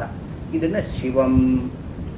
ಅದ್ವೈತಂ, ಅದ್ವೈತ ಅಂತನ್ನೋ ಮಾತಿಗೆ ಇಲ್ಲಿ ಆಚಾರ್ಯರದ್ದು ಅಂತನ್ನೋ ಭಾಷೆಯಲ್ಲಿ ಭೇದ ವಿಕಲ್ಪರಹಿತಂ. ಈ ಭೇದಗಳು ಜಾಗೃತ ಅವಸ್ಥೆ, ಸ್ವಪ್ನಾವಸ್ಥೆ, ಸುಷುಪ್ತ್ಯವಸ್ಥೆ ಅಂತನ್ನೋ ಭೇದಗಳಿದೆಯಲ್ಲ, ಇವೆಲ್ಲ ವಿಕಲ್ಪಗಳು ನಾವು ಮನಸ್ಸಿನಲ್ಲಿ ಮಾಡಿಕೊಳ್ಳೋದು. ಒಂದೊಂದು ಅವಸ್ಥೆಯಲ್ಲೂ ಒಬ್ಬ ಸಾಕ್ಷಿ ಅಂತ ಇದ್ದು ಆ ಸಾಕ್ಷಿ ಬೀಜಭೂತವಾಗಿರ್ತಕ್ಕಂಥದ್ದು ಫಲರೂಪವಾಗಿರ್ತಕ್ಕ ಮುಂದೆ ಅದು ಕಾರಿಕೆಯಲ್ಲಿ ಬರುತ್ತೆ. ಕಾರ್ಯಕಾರಣಬದ್ಧೌ ತೌ ಇಷ್ಯೇತೆ ವಿಶ್ವತೈಜಸೌ ಅಂತ ಮುಂದಿನ ಕಾರಿಕೆಯಲ್ಲಿ ಬರುತ್ತೆ ಅದು. ಹೀಗೆ ಒಂದೊಂದು ಅವಸ್ಥೆಯಲ್ಲೂ ಕೂಡ ಇವನು ಸಾಕ್ಷಿಯಾಗಿದ್ದು ಈಗ ನಾನು ಎಚ್ಚರವಾಗಿದ್ದೀನಿ, ಕನಸು ಕಾಣ್ತಾ ಇದ್ದೀನಿ, ಮತ್ತೆ ನಿದ್ರೆ ಮಾಡ್ತಾ ಇದ್ದೆ ಅಂತನ್ನೋದು ಬರುತ್ತಲ್ಲ ಸಾಕ್ಷಿ ರೂಪವಾಗಿ. ಇದೆಲ್ಲ ಭೇದ ವಿಕಲ್ಪಗಳು. ಇದು ಇಲ್ಲದೆ ಇರತಕ್ಕಂಥದ್ದು ಅದ್ವೈತ. ಅದ್ವೈತ ಅಂದ್ರೆ ನಮ್ಮ ಈಗಿನ ವೇದಾಂತದ ಅದ್ವೈತ ಅಲ್ಲ, ಇಲ್ಲಿ ಅದ್ವೈತಂ. ಇದಕ್ಕೆ ಮಧ್ವಾಚಾರ್ಯರ ಭಾಷ್ಯ ಅಪೇಕ್ಷ್ಯ ವಸ್ತು ಯಾಥಾರ್ಥ್ಯಂ ದ್ವಿತ್ವಮನ್ಯತ್ ಸ್ವರೂಪತ ಇಣಗತೌ ಇತಿ ಧಾತೋಃ ಚ ತಜ್ಞಾನಂ ದ್ವೈತ ಮುಚ್ಯತೆ. ಈ ದ್ವೈತ ಅಂತನೋ ಮಾತಿಗೆ ಅವರು ಏನು ಅರ್ಥ ಮಾಡ್ತಾರೆ? ವಸ್ತು ಯಾಥಾತ್ಮ್ಯಂ ಅಪೇಕ್ಷ್ಯ, ಒಂದು ವಸ್ತು ಇದೆ, ಅದು ಇರತಕ್ಕ ಸ್ವರೂಪದಲ್ಲೇ ಇದೆ, it is as it is. ಇದು ವಸ್ತು ಯಾಥಾತ್ಮ್ಯ. ಇದನ್ನ depending on this or relevant to this or considering this apropos this ದ್ವಿತ್ವೇನ ವಸ್ತುತತ್ವಾಪೇಕ್ಷೆಯ ಅನ್ಯಾತ್ಮಕ ರೂಪ ದ್ವಿತೀಯೇನ ಪ್ರಕಾರೇಣ ಜ್ಞಾತಂ. ಒಂದು ವಸ್ತುವನ್ನ ಅದು ಹೇಗಿದೆಯೋ ಹಾಗೆ ತಿಳ್ಕೊಳ್ದೇನೆ ಅದು ಬೇರೆ ರೀತಿಯಾಗಿದೆ ಅಂತ ತಿಳ್ಕೊಳ್ಳೋ ಮಿಥ್ಯಾಜ್ಞಾನ ದ್ವೈತ ಅಂತ ಅನ್ನಿಸ್ಕೊಳ್ಳುತ್ತೆ. ದ್ವೈತಸ್ಯ ಭಾವಂ ದ್ವೈತಂ. ಈ ದ್ವೈತ ಅಂತ ಎರಡಾಗಿ ಅಂದ್ರೆ ಏನು? ವಸ್ತು ಹೇಗಿದೆಯೋ ಹಾಗೆ ನೋಡ್ದೇನೆ ಇನ್ನೊಂದು ರೀತಿಯಾಗಿ ನೋಡೋದು ದ್ವೈತ. ಇದು ಮಧ್ವಾಚಾರ್ಯರ ಅರ್ಥ ಮಾಡ್ಬೋದು. ಈ ಮುಂದಕ್ಕೊಬ್ಬರು ಆದ್ದರಿಂದಲೇ ಮಧ್ವಾಚಾರ್ಯರು ಧಮ್ಮ ಸಿದ್ಧಾಂತಕ್ಕೆ ದ್ವೈತ ಅಂತ ಕರೀಲಿಲ್ಲ. ದ್ವೈತ ಅಂತ ಕರೆದ್ರೆ ಈ ಒಂದು ದೋಷ. ದ್ವೈತ ಅಂತ ಮಾತಿಗೆ ಅವರು ಕೊಟ್ಟಿರೋ ಅರ್ಥ ರಾಂಗ್ ಪರ್ಸೆಪ್ಷನ್ ಅಂತ. ಅಪೇಕ್ಷೆ ವಸ್ತು ಯಾಥಾರ್ಥ್ಯಂ ದ್ವಿತ್ವಂ ಅನ್ಯ ಸ್ವರೂಪತ. ಇದನ್ನು ಅದಕ್ಕೆ ಜಯತೀರ್ಥರ ವ್ಯಾಖ್ಯಾನ ದ್ವೀತಿ ಭಾವ ಪ್ರಧಾನಂ ದ್ವಿತ್ವೇನ ವಸ್ತುತತ್ವಾಪೇಕ್ಷಯ ಅನ್ಯಾತ್ಮಕ ರೂಪ ದ್ವಿತೀಯೇನ ಪ್ರಕಾರೇಣ ಜ್ಞಾತಂ ವಸ್ತು ದ್ವೈತಂ ದ್ವೈತಸ್ಯೇದಂ ದ್ವೈತಂ ಮಿಥ್ಯಾಜ್ಞಾನಂ ಇತ್ಯರ್ಥಃ. ಅವರು ಮಧ್ವಾಚಾರ್ಯರು ತಮ್ಮ ಗ್ರಂಥಗಳಲ್ಲೆಲ್ಲ ಅವರ ಸಿದ್ಧಾಂತವನ್ನು ತತ್ವವಾದ ಅಂತಲೇ ಕರ್ಕೊಂಡ್ರು. ದ್ವೈತ ಅಂತ ನಮ್ಮ ಮಾತು ಎಲ್ಲಿಯೂ ಉಪಯೋಗಿಸಿಲ್ಲ ಅವರು. ಯಾಕೆ ಶಂಕರಾಚಾರ್ಯರು ತಮ್ಮ ಸಿದ್ಧಾಂತವನ್ನು ಅದ್ವೈತ ಅಂತ ಎಲ್ಲಿಯೂ ಕರ್ಕೊಂಡಿಲ್ಲ ಅವರು. ಅದ್ವೈತ ಅಂತ ಅನ್ನೋದು ಬ್ರಹ್ಮನನ್ನು ಕುರಿತೇ ಹೇಳ್ತಾರೆ ಅಷ್ಟೇ ವಿನ ಅದ್ವೈತ ಅಂತ. ಅವರು ಸಿದ್ಧಾಂತವನ್ನ ಔಪನಿಷದ ದರ್ಶನ ಅಂತಲೇ ಕರೆದಿರೋದು. ಅವರು ಅದ್ವೈತ ಅಂತ ಎಲ್ಲಿಯೂ ಕರ್ಕೊಂಡಿಲ್ಲ. ಹಾಗೆ ಮಧ್ವಾಚಾರ್ಯರು ಪಾಪ ಅವ್ರು ದ್ವೈತ ಅಂತ ಕರ್ಕೊಂಡು, ಯಾಕೆಂದ್ರೆ ದ್ವೈತ ಅಂತ ನಮ್ಮ ಮಾತಿಗೆ ಅವ್ರು ಕೊಟ್ಟರು ಅರ್ಥ ವಿದ್ಯಾಜ್ಞಾನ. ನ ವಿದ್ಯತೆ ಯಸ್ಮಾತ್ ತತ್ ಅದ್ವೈತಂ. ಅದ್ವೈತಂ ಅಂದ್ರೆ ಈ ಮಿಥ್ಯಾಜ್ಞಾನ ಎಲ್ಲಿ ಇಲ್ಲವೋ ಅದು ದ್ವೈತ. ಅಂದ್ರೆ ಏನು? ಅಹಂ ಮಮತಾದಿ ಮಿಥ್ಯಾಧ್ಯವಸಾಯ ನಿವರ್ತಕಂ. ಇದನ್ನು ತಿಳ್ಕೊಂಡ್ರೆ ನಾನು ನನ್ನದು ಅಂತನೋ ಮಿಥ್ಯಾಜ್ಞಾನ ಹೋಗುತ್ತೆ. ಆದ್ದರಿಂದ ಇದು ಅದ್ವೈತ.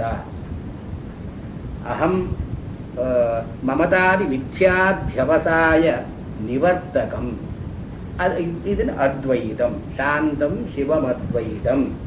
ಚತುರ್ಥಂ ತುರೀಯಂ ಅಂತ ನಾಲ್ಕನೇದು ಕಾರಿಕೆಯಲ್ಲಿ ತುರೀಯ ಅಂತ ಕರೆದಿದ್ದಾರೆ. ಚತುರೀಯ ಅಂತನೋ ಮಾತಿಗೆ ತುರೀಯ ಅಂತ ಬಂದಿತ್ತು. ಚತುರ್ಥಂ ಮನ್ಯಂತೆ ಸ ಆತ್ಮ. ಈ ಆತ್ಮ ಅನ್ನೋ ಪರಮಾರ್ಥ ದೃಷ್ಟಿಯಿಂದ ಇವನೇ ಆತ್ಮ.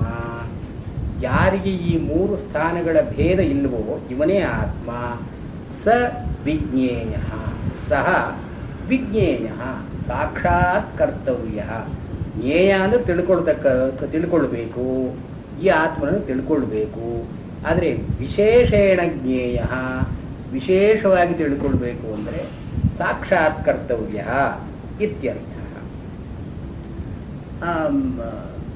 ಈ ಮಧ್ವಾಚಾರ್ಯರು ಚತುರೂಪೇಣ ಜ್ಞೇಯ, ಈ ನಾಲ್ಕು ರೂಪಗಳಲ್ಲಿ ಜಾಗ್ರತ್, ಸ್ವಪ್ನ, ಸುಷುಪ್ತಿ ಮತ್ತು ತುರೀಯ, ಈ ನಾಲ್ಕು ರೂಪಗಳಲ್ಲಿ ತಿಳ್ಕೊಳ್ತಕ್ಕದ್ದು.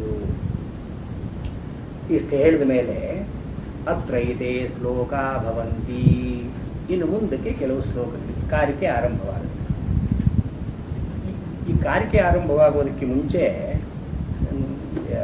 ಲಾಸ್ಟ್ ಟೈಮ್ ಶಂಕರಾಯರು ಬೃಹದಾರಣ್ಯಕದಲ್ಲಿ ಬರೋ ಈ ಮೂರು ಮೂರು ಮೂರು ಅವಸ್ಥೆಗಳಿಗೂ ಇದಕ್ಕೂ ಏನು ಯಾರು ಹೊಂದಾಣಿಕೆ ಇದೆಯೇ ಅಂತ ಕೇಳಿದರು.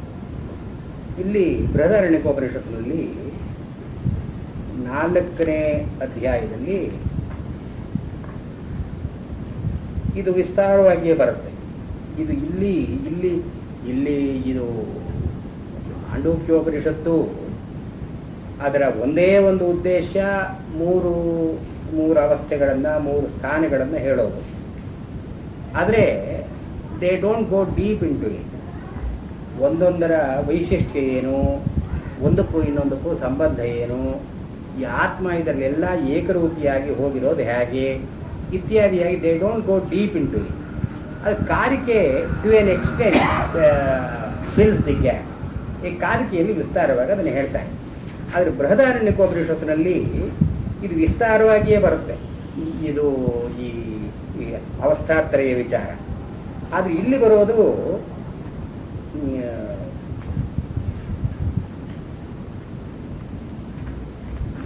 ಮನಸ್ಸನ್ನು ಇಟ್ಕೊಂಡೇ ಕೇಳಿದ್ರಿ ಅಂತ ನಾವೆಲ್ಲ ತುಂಬ ಬೇರೆ. ಇಲ್ಲಿರೋ ಬೃಹದಾರಣ್ಯಕದಲ್ಲಿರೋದೇ ಬೇರೆ, ಇಲ್ಲಿ ಮಾಂಡೂಕ್ಯದಲ್ಲಿರೋದೇ ಬೇರೆ. ಆದ್ದರಿಂದ ಇದು ಮಾಂಡೂಕ್ಯ ಎಷ್ಟರ ಮಟ್ಟಿಗೆ ಇಟ್ ರಿಫ್ಲೆಕ್ಟ್ಸ್ ದಿ ಉಪನಿಷದಿಕ್ ಐಡಿಯಾ ಅಂತ ಅನ್ನೋದು ಸ್ವಲ್ಪ ಕಷ್ಟವೇ. ಈ ಉಪನಿಷತ್ತಿನ ಪ್ರಕಾರ, ಬೃಹದಾರಣ್ಯಕೋಪನಿಷತ್ತಿನ ಪ್ರಕಾರ 4ನೇ ಅಧ್ಯಾಯದಲ್ಲಿ 3ನೇ ಸೆಕ್ಷನ್, ಅದು 4, 3, 9. ಇಲ್ಲಿ ಈ ಬೃಹದಾರಣ್ಯಕೋಪನಿಷತ್ತಿನಲ್ಲಿ ಈ ಸ್ವಪ್ನ, ಜಾಗರಿತ ಮತ್ತು ಸುಷುಪ್ತಿ ಅಂತ ನಾವು 3 ಅವಸ್ಥೆಗಳನ್ನು ಹೀಗೆ 3 ಅಂತ ಹೇಳಿಲ್ಲ. ಅಲ್ಲಿ ಏನು ಬರುತ್ತೆ 9ನೇ ಮಂತ್ರ, ತಸ್ಯವಾ ಏತಸ್ಯ ಪುರುಷಸ್ಯ ದ್ವೇವ ಸ್ಥಾನೇ ಭವತಃ. 2 ಸ್ಥಾನಗಳು. ದ್ವೇವ ಏವ ಅಂತ ಹೇಳಿದ್ರು, ನಿರ್ಧಾರಣಾರ್ಥಂ. ಏವಕಾರ ನಿರ್ಧಾರಣಾರ್ಥಂ. ಏವ ಅಂತನ್ನೋದು ನಿರ್ಧಾರಣೆಗಾಗಿ ಹೇಳಿದೆ. 2 ಸ್ಥಾನಗಳು ಪುರುಷನಿಗೆ. ಏತಸ್ಯ ಪುರುಷಸ್ಯ ದ್ವೇವ ಸ್ಥಾನೇ ಭವತಃ ಇದಂಚ ಪರಲೋಕಂ ಇದಂ ಚ ಪರಲೋಕಸ್ಥಾನಂಚ. ಇಲ್ಲಿ ಎದುರಿಗೆ ನಾವು ವ್ಯವಹಾರ ಮಾಡ್ತಾ ಇರತಕ್ಕಂಥ ಜಾಗರಿತ ಸ್ಥಾನ ಅಂತನ್ನೋದು ಒಂದು. ಇಲ್ಲಿಂದ ಹೋಗಿ ಬೇರೆಯ ಒಂದು ಪ್ಲೇನ್, ಲೋಕ ಅಂತಂದ್ರೆ ಲೋಕ್ಯತೆ ಇತಿ ಲೋಕ.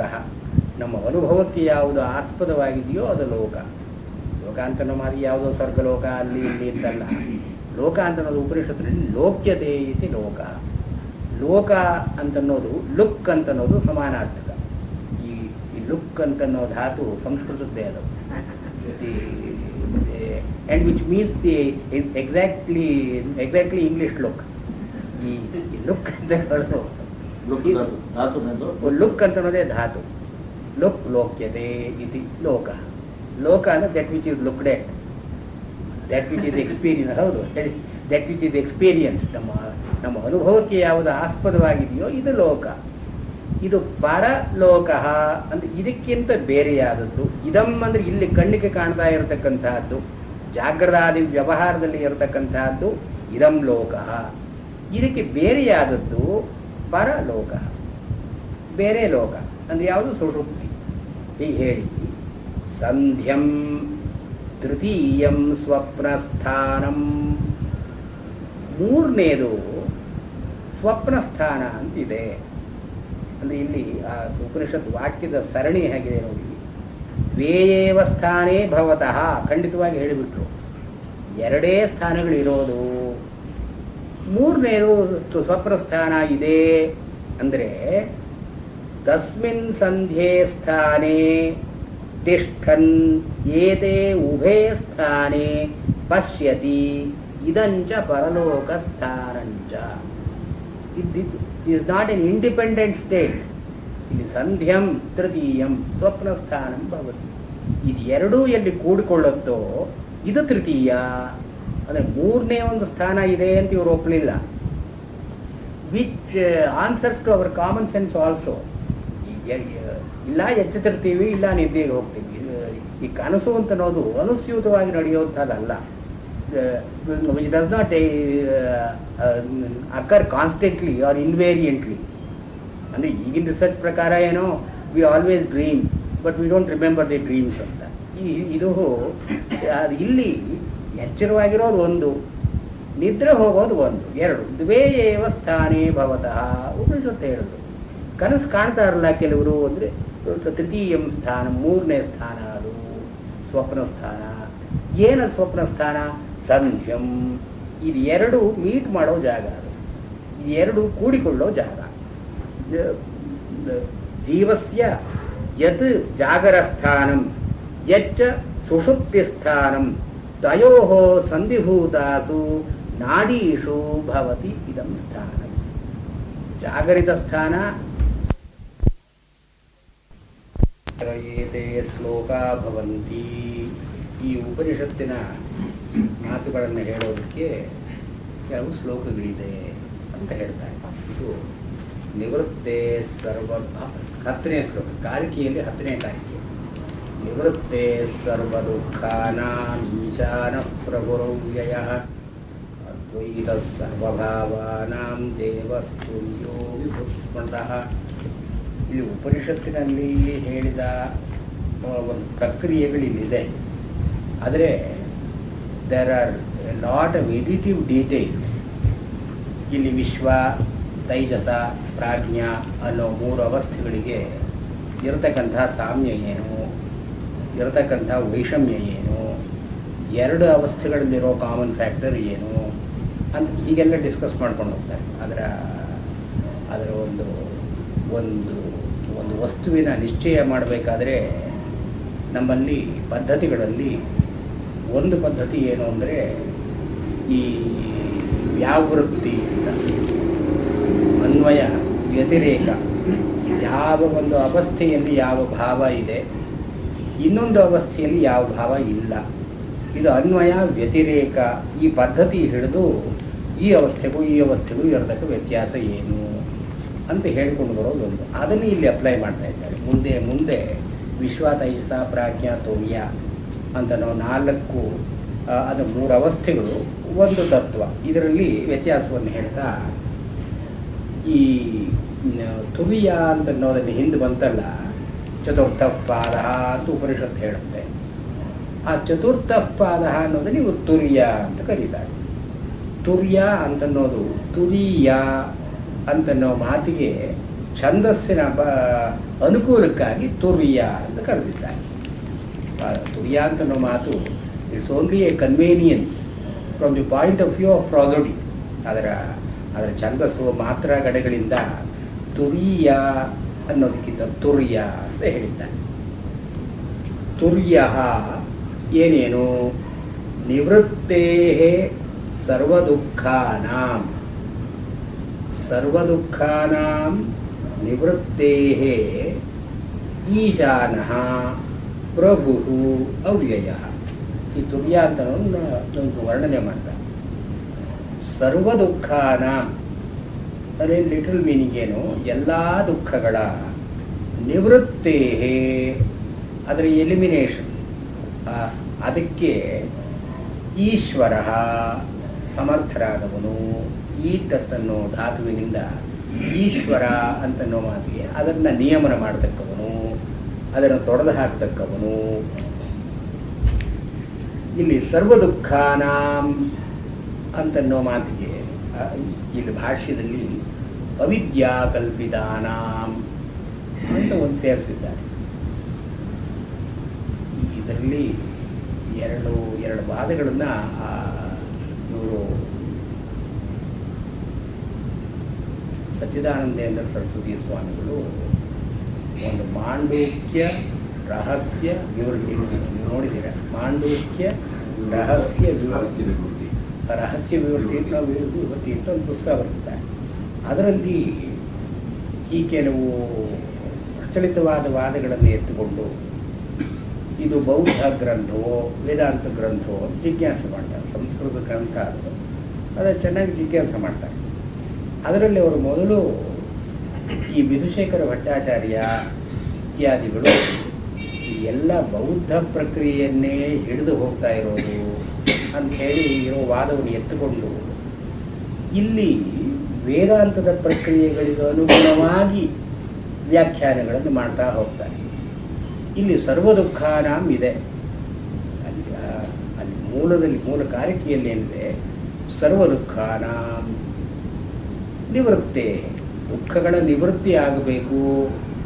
ಈ ನಿವೃತ್ತಿ ಆಗತಕ್ಕದ್ದು ತುರಿಯ ಅಂತನ್ನೋ ಪದವನ್ನು ನಾವು ಪಡ್ಕೊಂಡಾಗ, ತುರಿಯ ಸ್ಥಿತಿಯನ್ನು ನಾವು ಮುಟ್ಟಿದಾಗ ಯಾವ ದುಃಖಗಳೂ ಇಲ್ಲ.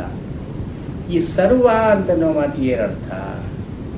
ಅದಕ್ಕೆ ವೇದಾಂತವನ್ನು ಅನುಸರಿಸಿ ವ್ಯಾಖ್ಯಾನ ಮಾಡೋರು ತಮ್ಮ ಒಂದು colour is added to it. ಏನು? ಅವಿದ್ಯಾಕಲ್ಪಿತಾನಾಂ. ಈ ಅವಿದ್ಯಾಕಲ್ಪಿತಾನಾಂ ಅಂತ ಇವರು ಸೇರಿಸಿರೋದು. ಇಟ್ ಈಸ್ ಇದು ವ್ಯಾಖ್ಯಾನ ಬರೆಯೋರು ಈ ಮಲ್ಲಿನಾಥರಂತ ಅವರು ಒಂದು ಪ್ರತಿಜ್ಞೆ ಮಾಡ್ತಾ ಇರುತ್ತೆ. ನಾ ಮೂಲಂ ಲಿಖ್ಯತೆ ಕಿಂಚಿತ್ ನಾನಪೇಕ್ಷಿತ ಮುಚ್ಯತೆ.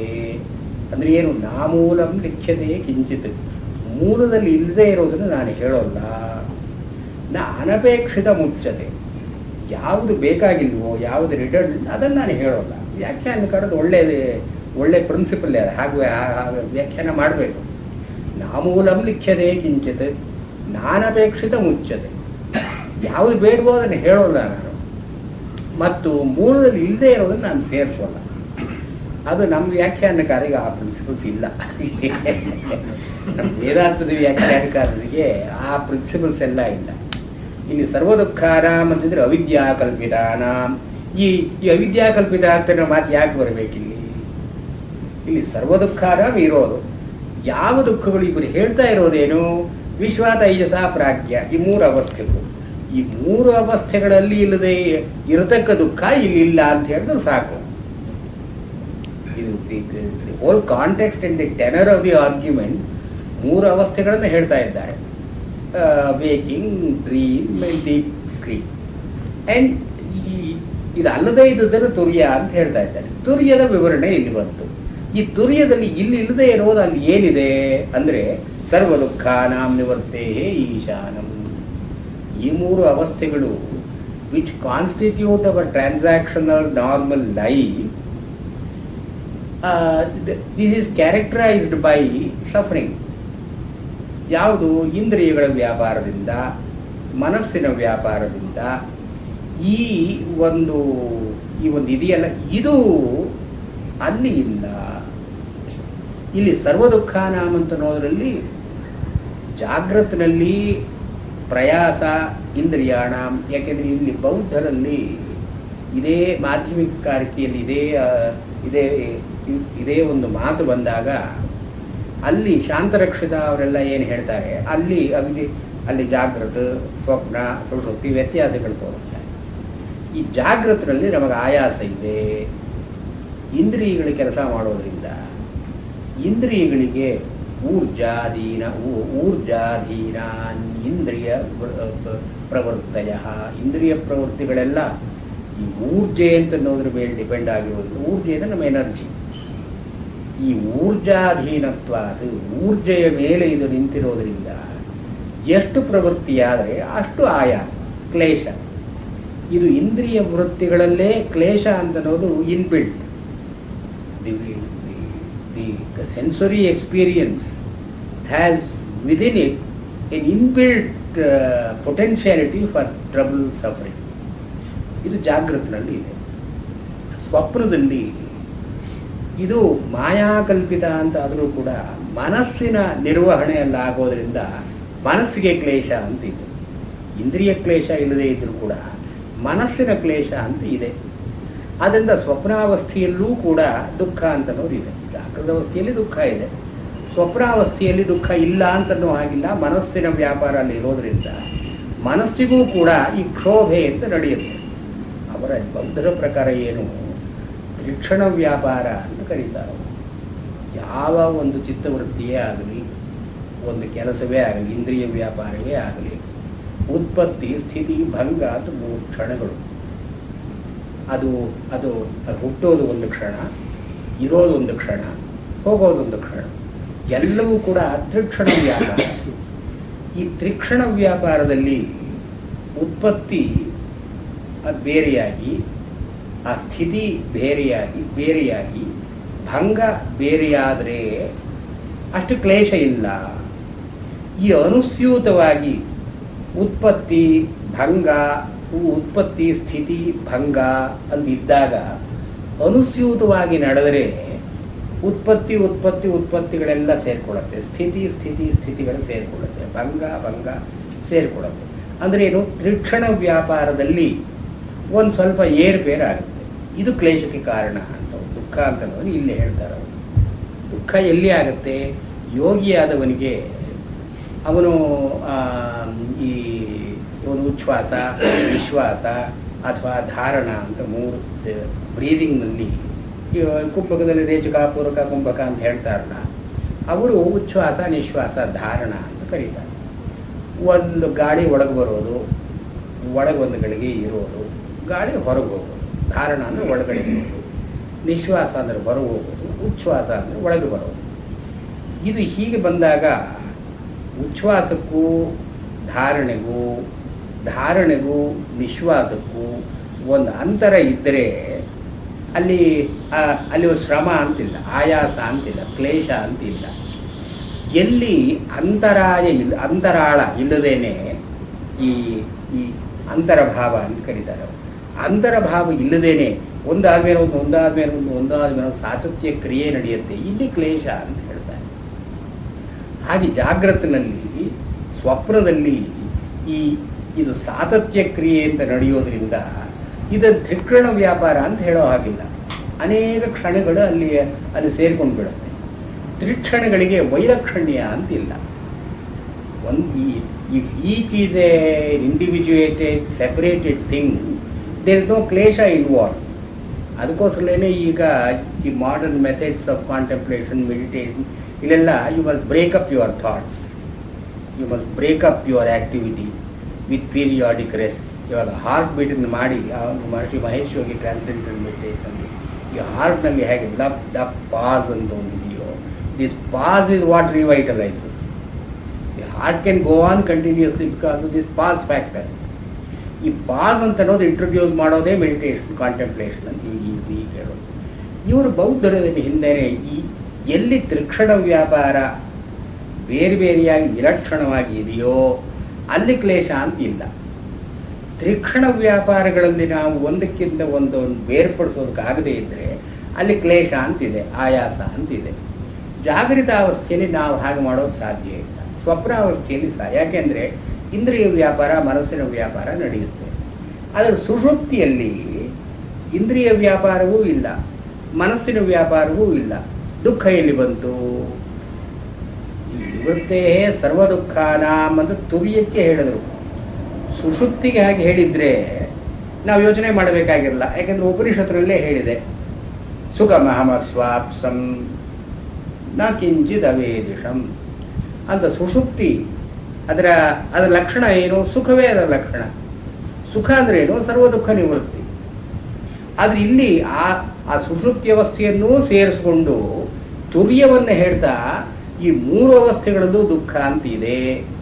ಈ ದುಃಖ ಅಂತ ಎಲ್ಲಿ ಇಲ್ಲ? ತುರ್ಯದಲ್ಲಿ ಇಲ್ಲ. ಇದು ಉಪನಿಷತ್ತಿನ ಧೋರಣೆಗೂ ಇದು ಬೌದ್ಧರ ಧೋರಣೆಗೂ ವ್ಯತ್ಯಾಸವನ್ನು ಇಲ್ಲಿ ನೋಡಿ. ಬೃಹದಾರಣ್ಯಕ ಇತ್ಯಾದಿ ಉಪನಿಷತ್ತುಗಳಲ್ಲಿ ಏನು ಬರುತ್ತೆ? ಸುಷುಪ್ತಿ ಅವಸ್ಥೆಯಲ್ಲಿ ದುಃಖ ಇಲ್ಲ. ಯಾಕೆಂದರೆ ಯಾರು ಮಲ್ಕೊಂಡಿದ್ದಾಗ ಕೂಡ ಸುಖ ಮಹಮಸ್ವಾಪ್ಸಂ ಅಂತನೂ ಅನುಭವ ಇದೆ. ನಾನು ಸುಖವಾಗಿ ನಿದ್ರೆ ಮಾಡಿದೆ, ತುಂಬ ದುಃಖವಾಗಿ ನಿದ್ರೆ ಮಾಡಿದೆ ಅಂತ ಯಾರ ಅನುಭವದಲ್ಲೂ ಇಲ್ಲ. ನಿದ್ರೆಯೇ ಬರಲಿಲ್ಲ, ದುಃಖ ಆಯಿತು ಅಂತ ಹೇಳ್ತಾನೆ ಅಷ್ಟೇ ವಿನ ನಿದ್ರೆ ಮಾಡಿದ ಮೇಲೆ ಅಯ್ಯೋ ಬಹಳ ಡೆಬಿಲಿಟೇಟಿಂಗ್ ಸ್ಲೀಪ್ ಅಂತ ಯಾರು ಹೇಳೋಲ್ಲ. ಆದ್ದರಿಂದ ಇದು ಸುಖ ಅಂತ ಅನ್ನೋದು ಅನುಭವದಲ್ಲಿ ಸುಖಕ್ಕೆ ಪ್ರತಿರೂಪವಾಗಿರೋದ್ರಿಂದ ಉಪನಿಷತ್ತುಗಳು ಏನು ಹೇಳಿದ್ವು? ಸುಖ ಮಹಮಸ್ವಾಪ್ಸಂ. ಆ ಸುಖ ಯಾವುದು, ಯಾತಕ್ಕೆ ಅಂತ ಒಂದು ಕಾರಣವನ್ನು ಕೊಟ್ಟು ಅಪೀತೋ ಭವತಿ, ಸ್ವಂ ಅಪೀತೋ ಭವತಿ, ಏಕೀಭವತಿ ಇತ್ಯಾದಿಯಾಗಿ ಹೇಳಿದ್ರು. ಅವನು ತನ್ನಲ್ಲಿ ತಾನು ಹೋಗ್ತಾನೆ, ಅದೇ ರೆಸ್ಟು. ತನ್ನಿಂದ ಹೊರಗೆ ಹೋದರೆ ದುಃಖ, ತನ್ನಲ್ಲೇ ತಾನು ಹೋದರೆ ಸುಖ ಅದು. ಅದು ಈ ಕಾರಿಕೆಯನ್ನು ನೋಡಿದರೆ ತುರ್ಯವನ್ನು ಹೇಳ್ತಾ ನಿವೃತ್ತೇ ಸರ್ವ ದುಃಖಾನಾಂ ಈಶ್ವರ, ಹಿಂದಿನ 3 ಅವಸ್ಥೆಗಳೂ ದುಃಖ. ಅದಕ್ಕೆ ವೇದಾಂತದವರು ಅವಿದ್ಯಾಕಲ್ಪಿತ ಅಂತ